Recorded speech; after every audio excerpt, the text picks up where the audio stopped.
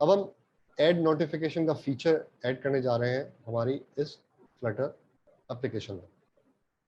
उसमें कुछ इस तरह होगा कि हम यहाँ पे जब नोटिस बोर्ड पे आएंगे और यहाँ पे स्क्रीन पे हमें टेक्स्ट बॉक्स मिलेगा, उस टेक्स्ट बॉक्स में हमारे पास प्लस का एक साइन होगा। जब क्लिक करेंगे तो डेटा हमारे इस फाइल स्टोर पे जो हमने अभी बनाया था उसके कलेक्शन में आके सेव हो जाएगा। इस वक्त हम स्क्रीन पे उसे नहीं दिखाएंगे, फिलहाल हम यहाँ तक पहुँचते हैं कि हम इसको फाइल स्टोर पे जाके देख सकें कि हमने जो नोटिफिकेशन ऐड किया वो ऐड हुआ या नहीं हुआ। ठीक हो गया। अब हम आते हैं हमारे कोड की तरफ और उस कोड में इसे हम क्लोज कर देते हैं। लॉगिन स्क्रीन को हम क्लोज कर देते हैं, एरर स्क्रीन को हम क्लोज सेटिंग्स को कर देते हैं, साइन अप स्क्रीन को हम बंद कर देते हैं, ऐप स्ट्रिंग को बंद कर देते हैं। अब हमें इस जगह पे नोटिस बोर्ड स्क्रीन पे हमें सारा काम करना है। अच्छा, उसके लिए हम देख लेते हैं कि हमने ऑलरेडी कस्टम टेक्स्ट बॉक्स बनाया हुआ है और सारे काम किया हुआ है, तो हमें सिंपली छोटे छोटे चीज़ें करके उसे करना होगा। अब अगर टेक्निकली मैं आपसे पूछूं कि हम जब लॉगिन कर जाते हैं यहाँ पे और स्क्रीन पे आते हैं और हमें यहाँ पे टेक्स्ट बॉक्स देना है और ऑफ कोर्स उसके बाद हम लिस्ट में उसकी लिस्टिंग भी यहाँ करेंगे, तो दैट मीन्स कि हम बात करें कि हम कॉलम बनाएंगे और कॉलम के डिफरेंट चिल्ड्रन यहाँ पे देंगे। ऑलराइट, तो हम सबसे पहले कॉलम बनाते हैं एंड उस कॉलम में हमें चिल्ड्रन देने हैं। अब उस चिल्ड्रन में हम सबसे पहले देते हैं लेट्स से कस्टम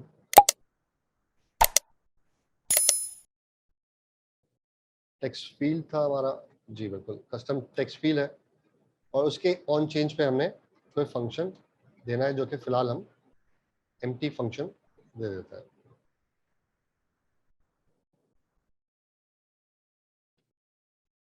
ओके हो गया।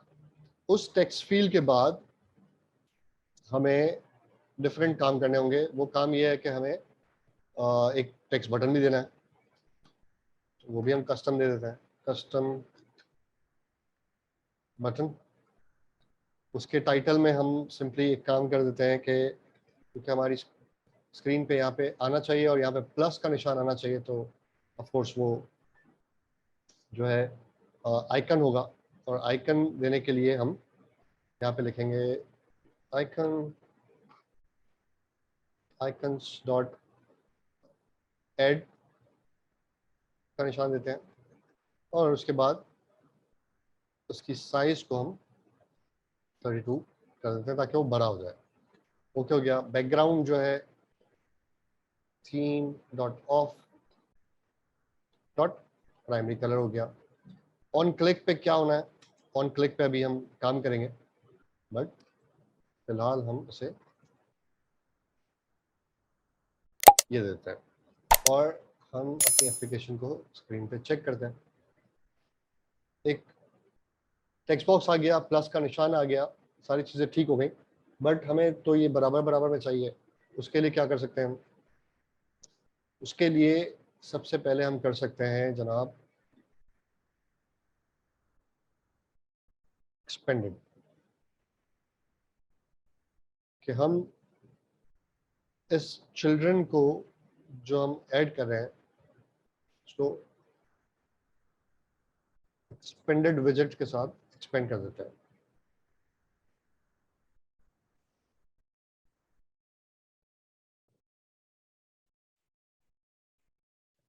सर मुझे ताजुब है, ओके मैंने स्पेलिंग गलत लिखी है, एक्सपेंडेड हो गया।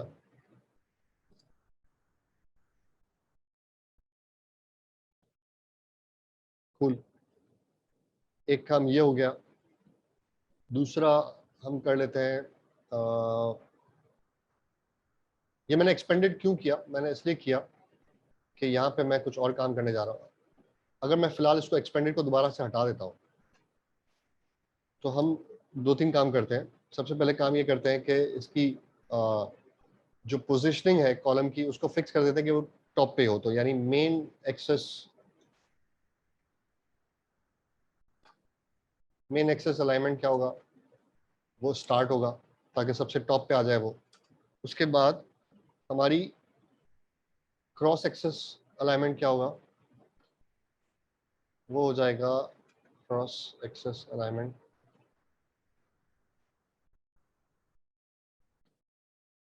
से हम स्ट्रेच कर लेते हैं। ठीक हो गया। अब चूंकि हमें एक लाइन में दो चीजें चाहिए, एक ही लाइन में हमें दो चीजें चाहिए, तो दैट मीन्स टेक्निकली हमें यहाँ पे डायरेक्टली चिल्ड्रन ऐड नहीं करने पड़ेंगे, यहाँ पे हमें रॉ ऐड करनी पड़ेगी, जो कि बहुत इंपॉर्टेंट है। और रॉ के अंदर दोबारा से चिल्ड्रन आएंगे और उन चिल्ड्रन के अंदर हम ये सारी चीजें ऐड करेंगे। क्या हो गया। अब हम स्क्रीन पर आके देखते हैं कि हमारे पास क्या सिचुएशन आती है। ओके, स्क्रीन पे से चीजें कुछ गायब हो गई हैं, तो कोई मसला नहीं।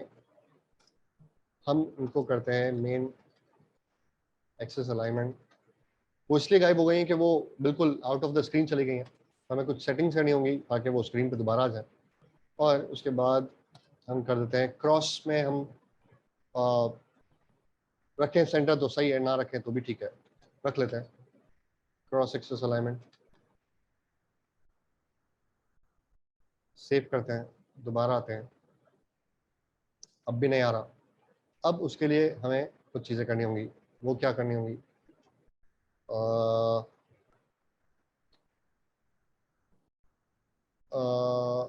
हम एक काम ये कर सकते हैं कि मेन एक्सरसाइज जो है डॉट मिनिमम कर देता है। अब देखते हैं क्या हुआ, हमारी एप्लीकेशन आके नहीं दे रही, कहीं खो गई हैं चीज़ें, ढूंढते हैं फिलहाल। यहाँ पे आके एक्सपेंडेड कर लेते हैं, अब सेव करते हैं। अच्छा, मैं लॉग आउट हो गया हूँ, ओ इसलिए नहीं आया था, वरना तो आ जाना चाहिए था। मैं यही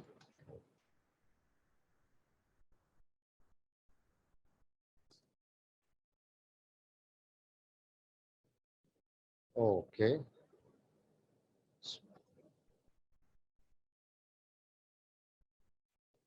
ऑलराइट, अब आ चुका है और एक्सपेंडेड भी हो गया। अगर मैं एक्सपेंडेड ना दूं तो क्या होगा, दोबारा से चेक कर लेते हैं। चीज़ें गायब हो गई, तो एक्सपेंडेड हमें देना है ताकि वो उतना ही एक्सपेंड करे जितनी हमारे पास जगह है, ना कि वो स्क्रीन से बाहर हो जाए और वो सारी चीज़ें बाहर हो गई। तो हमने टेक्स्ट विजेट को एक्सपेंड किया ताकि वो इतना एक्सपेंड हो जाए। क्योंकि रो है तो अब वो पूरी रो नहीं ले सकता, बटन को जगह जरूर देगा, पर अब बटन थोड़ा सा चिपक गया है तो उसे हमें पैडिंग करना होगा। पैडिंग कर लेते हैं थोड़ा सा, और हर तरफ से भी कर सकते हैं, राइट। तो या it it looks better now. ठीक हो गया। अब हमारे पास यहाँ पे इस बटन पे हमें ऑन क्लिक पे डेटा स्टोर कराना है डेटाबेस के अंदर। तो उसके लिए हम यहाँ फंक्शन तो बनाएंगे जो फंक्शन इस बटन पे क्लिक होगा और डेटा स्टोर करेगा, बट टेक्निकली हमें डेटाबेस फायरबेस जो दे रहा है उसकी एसडीके के थ्रू फंक्शंस कॉल करने पड़ेंगे डेटा ऐड करने के लिए। और वो हमने ये सीखा है कि हम डायरेक्टली स्क्रीन्स पे नहीं करते, विजेट्स पे नहीं करते, उसके लिए हम सर्विस बनाते हैं और सर्विस के फंक्शन को कॉल करके वहाँ पे हम डेटा करते हैं। तो अभी हमें एक और सर्विस बनानी पड़ेगी, जो जिस तरह हमने कोर के अंदर ऑथ सर्विस बनाई थी, उसी तरह अब हम एक और सर्विस बनाएंगे। वो है डीबी सर्विस कर लेते हैं, या डेटाबेस सर्विस पूरा नाम रख लें, डेटाबेस सर्विसेज। ओके हो गया। यहाँ पे मैं शॉर्ट कर देता हूँ, डीबी सर्विस के नाम से क्लास बना लेते हैं। और यहाँ पे हम सारे काम करेंगे कि हमारे पास जब भी हम डीबी सर्विस को कॉल करें, वो डीबी सर्विस हमें डिफरेंट फंक्शंस है। बट उस डीबी सर्विस को बनाने से पहले मैं एक एब्स्ट्रैक्ट फंक्शन बनाता हूँ, जो कि बेस्ट प्रैक्टिस मानी जाती है, डीबी बेस के नाम से बना लेते हैं। इस एब्स्ट्रैक्ट फंक्शन में हम क्या करेंगे, इस एब्स्ट्रैक्ट फंक्शन में सिर्फ हमें ये काम करना है कि वो सारे फंक्शन जो किसी भी सर्विस को, डेटाबेस सर्विस को जो इसको एक्सटेंड करेगी, उसे बनाने चाहिए, मैं एक्सटेंड भी कर देता हूँ, उसकी लिस्टिंग हम ऊपर डीबी बेस सर्विस में करेंगे, ताकि कोई मिस्टेक ना हो कि कल अगर ये फायरबेस की डीबी सर्विस के अलावा कोई डीबी सर्विस बनती है, कोई दूसरा डेवलपर आके फायरबेस के अलावा लेट्स से गूगल का या अमेजोन का, एडब्ल्यूएस का डीबी सर्विस बनाता है, तो उसे मालूम हो कि ये फंक्शंस इसे ज़रूर बनाने हैं। इस वक्त सबसे पहले हम बहुत सिंपल सा एक काम कर लेते हैं कि हम ऐड नोटिफिकेशन का एक सर्वर बनाते हैं, एक फंक्शन बनाते हैं जो टेक्निकली कौन कौन से पैरामीटर्स लेगा, वो जो नोटिफिकेशन टेक्स्ट होगा या नोटिस टेक्स्ट कह लें या नोटिफिकेशन टेक्स्ट कह लें, नोटिस टेक्स्ट होगा वो लेगा। और अगर हम कोई आईडी के थ्रू उसे सेव कराना चाहते हैं कि भाई उसकी नोटिस आईडी क्या हो, तो वो आईडी लेगा, तो या यूजर आईडी लेगा टेक्निकली कि किस यूजर ने उसे बनाया है, तो हम वो स्टोर कर लेते हैं,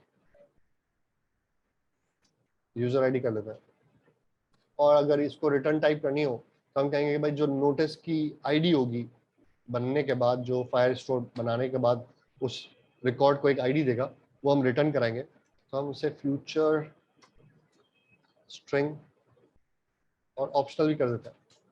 ठीक हो गया। यानी अब जो भी डीबी बेस को एक्सटेंड करेगा उसे ये फंक्शन बनाना लाजिम हो गया। और आप देख सकते हैं यहाँ पे भी रेड लाइन आ रही है, और इस रेड लाइन पे जब हम राइट क्लिक करेंगे, शो कॉन्टेक्स्ट करेंगे, तो कहेगा क्रिएट वन मिसिंग ओवरराइड। इस फंक्शन को वो हमारे लिए बना देगा। उसकी इम्प्लीमेंटेशन हमें खुद लिखनी होगी, बट उसने ये काम हमारे लिए कर दिया। बट इस इम्प्लीमेंटेशन को करने से पहले हम फायरबेस के ऑथेंटिकेशन का जो इंस्टेंस है वो बनाते हैं, और उसको भी हम सिंगल टोन ही रखेंगे। उसके लिए हमने देखा था कि ऑथ सर्विस में जिस तरह हमने सिंगल टोन बनाया, एग्जैक्टली उसी तरह हम बनाएंगे, बल्कि यहाँ से हम कॉपी पेस्ट कर लेते हैं, यहाँ पे आते हैं, यहाँ आते हैं। और मुझे ये पार्ट बहुत अच्छा लगता है कि जब मुझे सिमिलर चीज़ कहीं और तैयार हो और मैं सिर्फ रीनेम कर रहा हूँ, तो मुझे ये काम बहुत अच्छा लगता है। तो हम इस ऑथ सर्विस को सिर्फ सिंपली रीनेम कर लेते हैं। फायरबेस सर्विस की जगह पे हम क्लाउड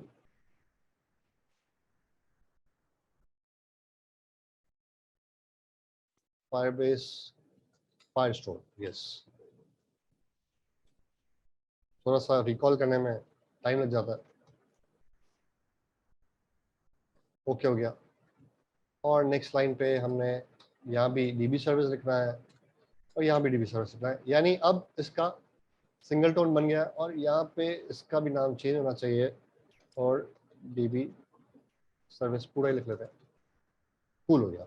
अब हमारे पास फायर स्टोर से कनेक्टिविटी बन जाएगी जब हम यहाँ पे ऐड करेंगे। तो यहाँ पे हम चीज़ें ऐड कर लेते हैं। फॉर एग्जाम्पल हम लिखते हैं अवेट, इससे पहले एसिंक कर लेते हैं हम, क्योंकि हमें मालूम है कि फ्यूचर रिटर्न है तो एसिंक होना ही होना है। अवेट डीबी सर्विस डॉट, अब यहाँ पे हमें डिफरेंट फंक्शन फायरबेस जो देता है वो मिलते हैं, और उन फंक्शंस की मदद से हम डिफरेंट सारे काम कर रहे होंगे। अब जो काम हमें करना है वो टेक्निकली करना क्या है कि कलेक्शन के अंदर हमने रिकॉर्ड ऐड करना है, तो हमें कलेक्शन वाला फंक्शन यूज करना पड़ेगा। कलेक्शन का पाथ क्या है? ये पाथ सिर्फ स्ट्रिंग है, जिस नाम से हम कलेक्शन बनाएंगे उसका हमें नाम देना होगा।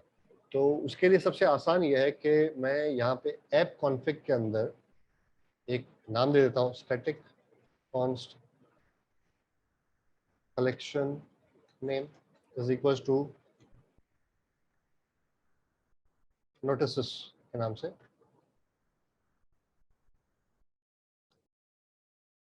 हमने एक नाम दे दिया नोटिसेस, और इसको हम अब यूज कर लेंगे ऐप कॉन्फ़िग के थ्रू। यहाँ पे मैं सिर्फ देता हूँ ऐप कॉन्फ़िग डॉट कलेक्शन।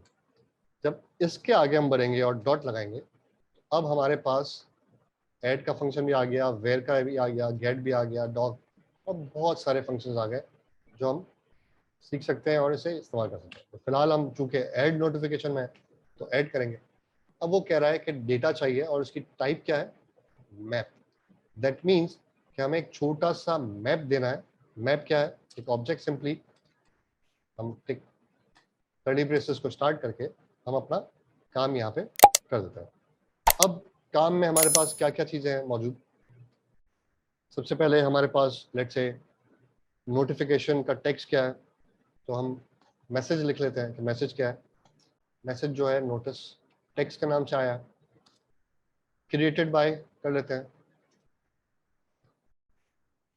इसमें हम यूजर आईडी लिखवा लेते हैं, ठीक है। और तीसरा हम काम कर लेते हैं क्रिएटेड एट, कि कब नोटिस बना, उसके लिए सिंपली हमारे पास डेट टाइम डॉट नाउ, बेहतरीन ऑप्शन। दैट मीन्स सॉरी, इसलिए कि यहाँ पे हमें कोड्स देने होंगे। All good for now. अब ये फंक्शन कॉल हो जाएगा और इस फंक्शन को हम एक स्टोर कर लेते हैं। फॉर एग्जांपल जैसे फाइनल रिस्पॉन्स, जो भी रिस्पॉन्स आएगा वो हमें यहाँ मिलेगा। और यहाँ पे हम कुछ चेक कर लेते हैं। अगर रिस्पॉन्स डॉट आईडी मौजूद ना हो, जो कि फायरबेस हमें देता है, इज इक्वल्स टू नल,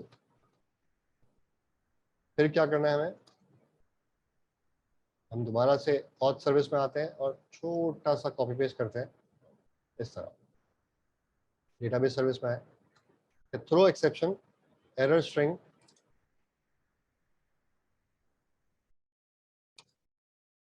और यूजर क्रिएशन फेल नहीं होगा। अब यहाँ पे हम कहेंगे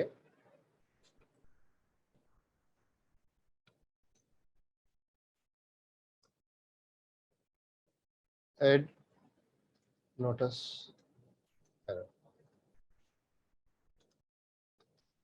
enable add,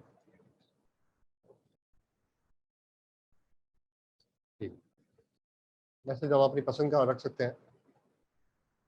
जब मैं डेटाबेस सर्विस में वापस आऊंगा, अब मैं इसे ये इस तरह यूज कर लूंगा, यानी अब मेरा काम इजी हो गया। और मुझे रिटर्न क्या करना है, रिटर्न करना है रिस्पॉन्स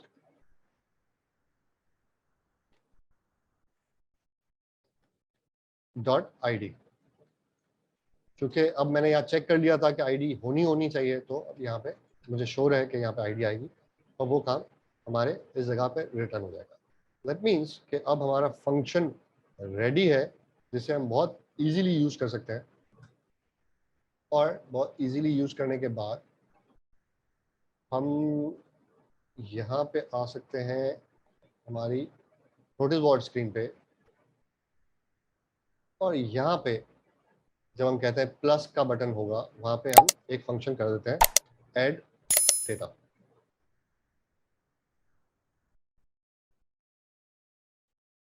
यहाँ पे आके future void add, sorry, add data, और इस ऐड डेटा में हमें अब ऐड डेटा फंक्शन कॉल करना है। बट उससे पहले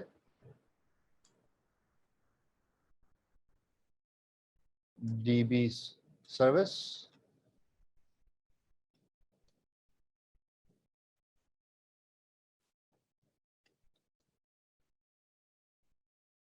और उस db सर्विस में हम वेट लगा के कॉल करेंगे इस फंक्शन को। सॉरी, मैंने गलत फंक्शन नेम रखा हुआ है, डॉट ऐड नोटिफिकेशन। अब ऐड नोटिफिकेशन में कुछ पैरामीटर्स की ज़रूरत है, और उन पैरामीटर्स को उसे हम ट्राई कैच भी कर लेते हैं। ऑफकोर्स ट्राई कैच, और यहाँ पे भी हम अलर्ट यूज करेंगे और कॉन्टेक्स्ट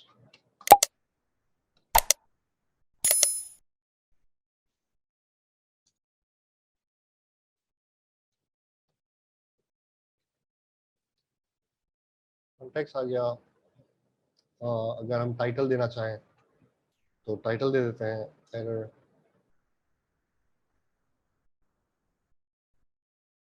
स्ट्रिंग्स डॉट एरर, और बॉडी के अंदर हम दे देते हैं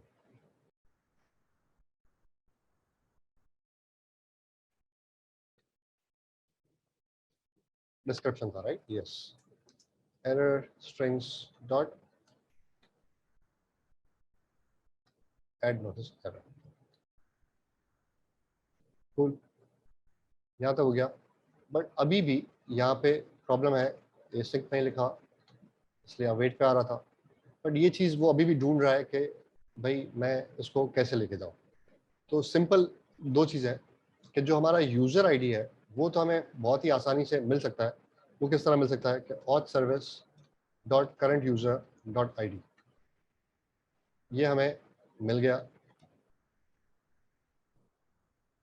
यहाँ पे। और इस पर हम एक्सप्लेनेशन मार्क लगा लेते हैं क्योंकि हमें मालूम है कि ये इससे बताता है फ्लटर को कि भाई ये हमेशा आएगा। क्यों आएगा, हमें क्यों मालूम है कि हमेशा आएगा? क्योंकि हम जिस स्क्रीन पे हैं उस स्क्रीन पे हम डायरेक्टली पहुंच नहीं सकते जब तक लॉगिन ना हो। जैसे ही लॉग आउट होगा तो हम वैसे ही बाहर होंगे। तो हमें मालूम है कि जब भी हम इस जगह पे पहुंचेंगे हमारे पास आईडी होगी। बट नोटिस टेक्स्ट को हमें लाना है, तो उसके लिए वही सिंपल पुराना तरीका कि हम यहाँ पे string notice text is equal to this कर लेते हैं, और हम टेक्स्ट बॉक्स के ऑन चेंज पे हम सिंपल काम ये करते हैं,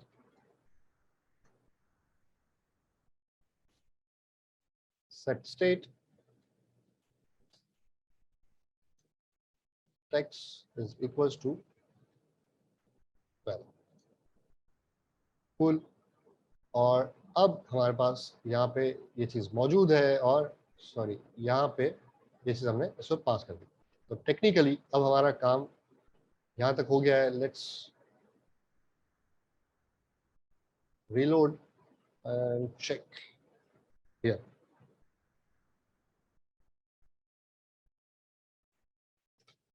c@abc.com,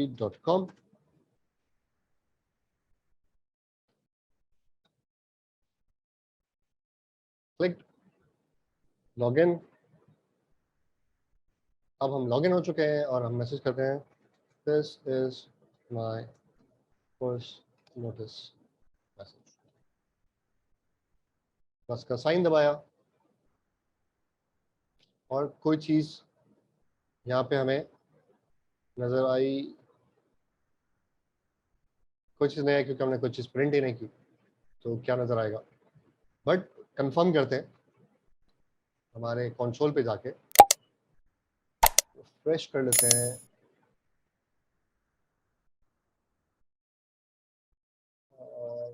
फ्रेश,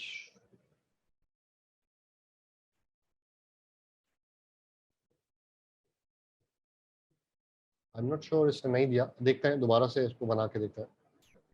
कुछ चीज़ मिस तो नहीं किया हमने। ऐड डेटा पे जब हम यहाँ आते हैं और ऐड डेटा हमने दे दिया ऑन प्रेस पे, ऐड डेटा आते हैं और यहाँ पे नोटिफिकेशन ऐड करते हैं। यहाँ पे हम काम ये करते हैं, final response this and print response. Okay,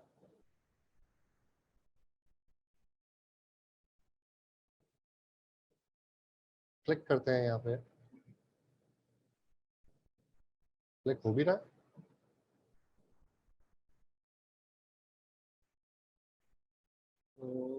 नहीं, there is some issue. Add data,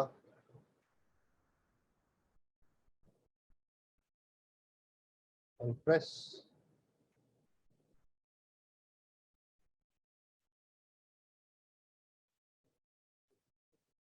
notification add पे आते हैं, डीबी कलेक्शन में हमने ऐड कर दिया, ये मैसेज डाल दिया हमने, रिस्पॉन्स यहाँ पे कंसोल लगाते हैं पहले,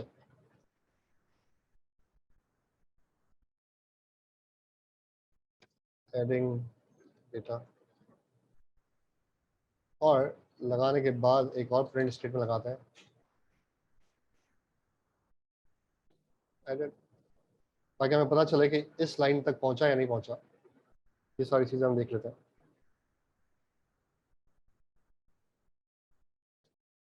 अब जब मैं यहाँ पे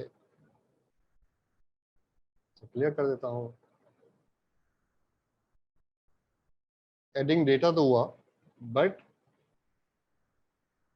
जनाब वापस नहीं आ रहे, यानी यहाँ रुक गए हैं, और उस रुकने की वजह वो अभी तक नहीं बता रहे, क्योंकि अगर वो इस लाइन पे आते तो आते, और अगर यहाँ पे उन्होंने एरर दिया है तो वो एरर हमारे पास ट्राई कैच में अलर्ट की सूरत में नज़र आना चाहिए, जो कि इस वक्त नज़र नहीं आया। दैट मीन्स कि कुछ इशू है। अब इशू को सॉल्व कैसे करते हैं, यहाँ पे एक स्टार्ट कलेक्शन लिखते हैं, और वो कलेक्शन हम बनाते हैं जनाब हमारे उस कलेक्शन के नाम का app config notices. Next, ID field क्या होगी, उसकी आईडी होगी यू आईडी कर लें, ऑटो आईडी कर लें, इसको ऑटो आईडी हो गया। और फील्ड्स क्या क्या होंगी हमारे पास, फील्ड्स होंगी जनाब मैसेज, जो कि स्ट्रिंग होगा, इसकी डिफ़ॉल्ट वैल्यू कुछ और नहीं है। उसके बाद क्रिएटेड बाय होगा, इसकी डिफ़ॉल्ट वैल्यू कुछ भी नहीं है। और क्रिएटेड ऐड होगा, जिसे हम चाहें तो डायरेक्टली यहाँ पे भी टाइम स्टैम्प लगा सकते हैं, वो खुद ही कर देगा, बट हम चूंकि वहाँ से भेज रहे हैं तो ठीक हो गया है, अगर ना भेजें तो भी ठीक है। हम सिंपली एक काम करते हैं, इससे भी टाइम स्टैम्प भी रहने देते हैं। ओके, और वो कह रहा है रिक्वायर्ड करना है, तो let's make it string for now, क्योंकि हम पीछे से भेज रहे हैं। सेव,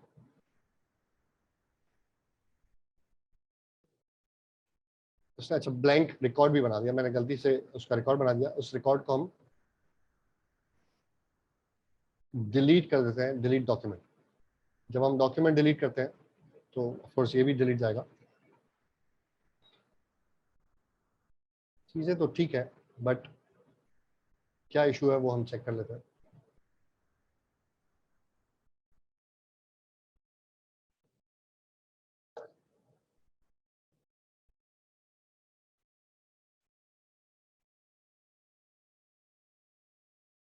हम रूल्स भी चेक कर लेते हैं कि रूल्स में कोई प्रॉब्लम तो नहीं है। तो टेस्ट टूल है कि 4:25 तक राइट का ऑपरेशन हमें अलाउड है किसी भी जाने से, तो हमें इशू नहीं है। यूजेज अभी कोई है नहीं, इंडेक्सेस कभी बनाए नहीं।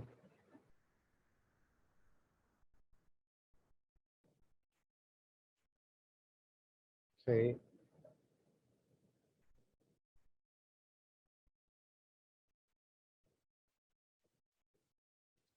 c@abc.com,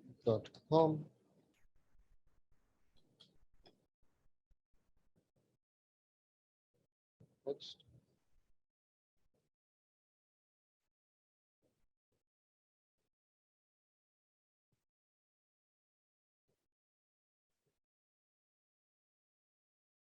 टेस्ट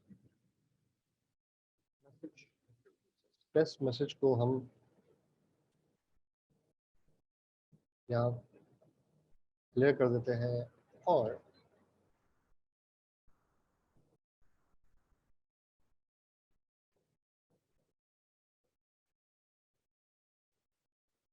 एडिंग डेटा के बाद सरप्राइजिंगली अवेट कर रहा है, डेटा का रिस्पॉन्स आएगा। रिस्पॉन्स अगर लेट्स से एरर आया, तो एरर तो हमारे पास यहाँ मौजूद है, फिर भी हम एक प्रिंट करा लेते हैं। आई डोंट थिंक इशू इससे रिजॉल्व होना चाहिए, क्योंकि एरर आता तो स्क्रीन पे ज़रूर नज़र आता।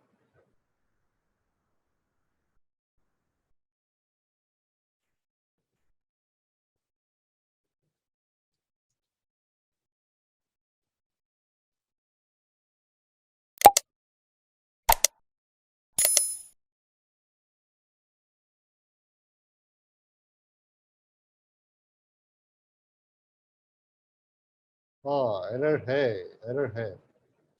No implementation found for document reference set on channel plugin Flutter Firestore. वो कह रहा है कि भाई मिसिंग प्लगइन है किसी चीज़ का, ओके, और उस प्लगइन का मिसिंग होना, अगर मैं इसे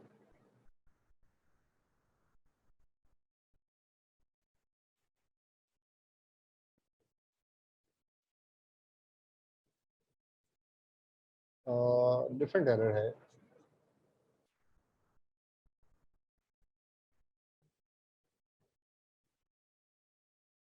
इस एरर को मैं कॉपी करता हूँ और let's go Google.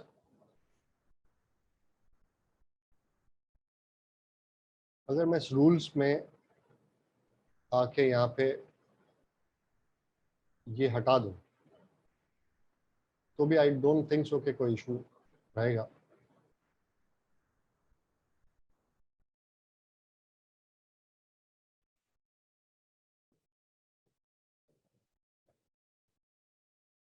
Data is already here. चलो इस एरर को हम ज़रा सर्च कर लेते हैं। ये एरर एग्जैक्टली मिल गया यहाँ पे, और ये कह रहा है फ्लटर क्लीन करना है और पैकेज को दोबारा से इंस्टॉल करना है तो हो जाएगा। ओके हो गया। डिपेंडेंसी सही, फ्लटर की डिपेंडेंसी सही इंस्टॉल नहीं है इसलिए वो कह रहा है, तो नो वरीज। हम यहाँ आते हैं, फ्लटर क्लीन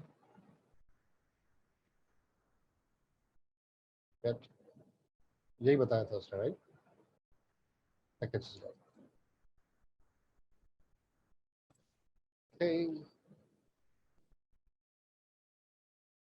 फ्लटर क्लीन क्या करता है, फ्लटर क्लीन जितने भी पैकेजेस उसने इंस्टॉल किए होते हैं लोकली उस सबको पहले डिलीट करता है, और फिर मैंने उसके आगे n% लगा के बता दिया कि जैसे वो ख़त्म हो जाए तो दोबारा से सारी एप्लीकेशन को री इंस्टॉल कर दें। दोबारा से प्ले करते हैं।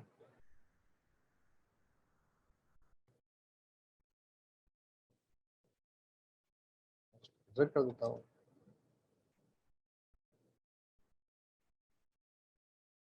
abc@abc.com।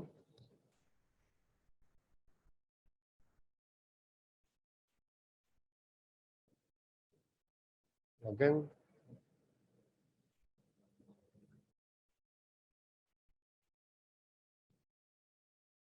स्टिल सेइंग दैट, तो मैं सिंपली एक काम ही कर लेता हूँ कि मैं दोबारा से इसको स्टॉप करके दोबारा से री इंस्टॉल कर लेता हूँ।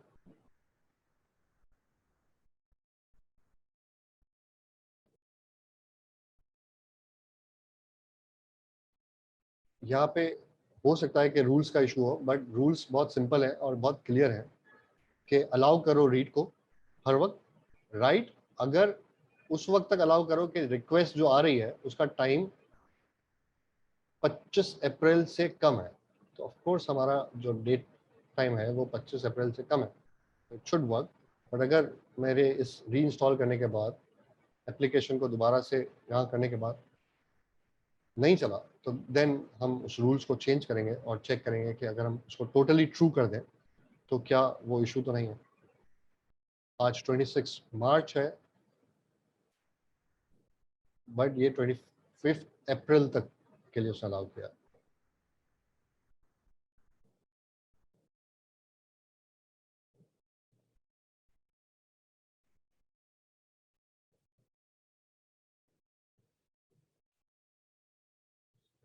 एक सवाल उठता है कि सिंगल टोन हमने क्यों यूज़ किया और हम नॉर्मल भी यूज़ कर सकते हैं नहीं कर सकते। बिल्कुल आप कर सकते हैं, बट सिंगल टोन का फ़ायदा क्या है, आप इस पर ना यूज़ करें ठीक है कोई इशू नहीं है, बट आपको हर दफ़ा इंस्टेंशिएट करना पड़ेगा आपका नया इंस्टेंस, और उसके बाद अगर आप चाहते हैं कि वो याद रहे उसको, जैसे यूजर लॉगिन होने के बाद पूरी एप्लीकेशन आप चाहते हैं एक मरतबा लॉगिन और वो एप्लीकेशन उसे याद रखे कि यूजर लॉगिन हो गया, तो अगर आप ऑथेंटिकेशन सर्विस में स्पेसिफिकली यूज नहीं करते सिंगल टोन, तो हर ऑब्जेक्ट जब भी नया बनेगा तो ज़ाहिर है उसको याद ही नहीं होगा, वो नया ऑब्जेक्ट है, ब्लैंक ऑब्जेक्ट है। बट क्योंकि आपने सिंगल टोन बनाया है, तो अब जब भी आप इसका इंस्टेंस बनाओगे, वो वही पहला इंस्टेंस जो कभी भी बना था वो उठा के लाएगा और उसको याद होगा कि यूजर लॉगिन है या नहीं है। तो इस तरह का काम हो जाता है। दूसरा, डेटाबेस को भी अगर आप चाहें तो अलग बना सकते हैं, क्योंकि उसमें ऐसा सच कोई इशू नहीं है।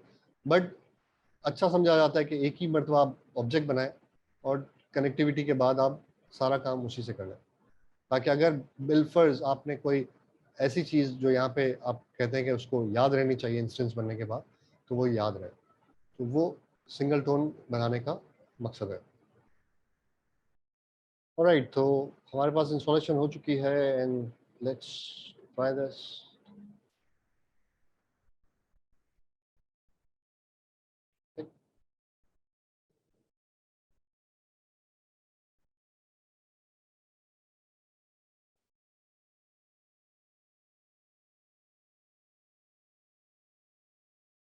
And data is added, that means के जो इंस्टॉलेशन के वक्त हमें जो लाइब्रेरी यूज़ की थी उसके लिए दोबारा से उसे यूज़ करना होगा, री इंस्टॉल करना होगा, और डेटा हमारा ऐड हो चुका है क्लियरली।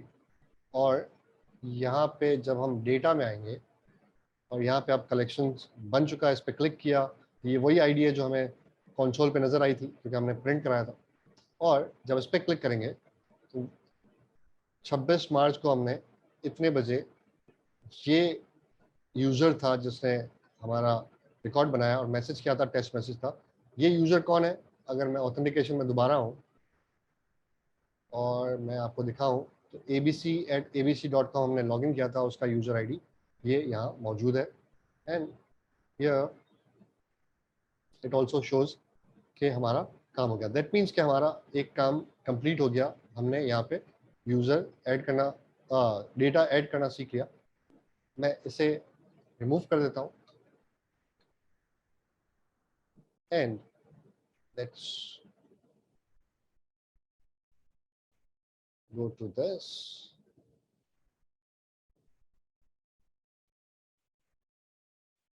ये फंक्शन यहाँ कॉल हुआ।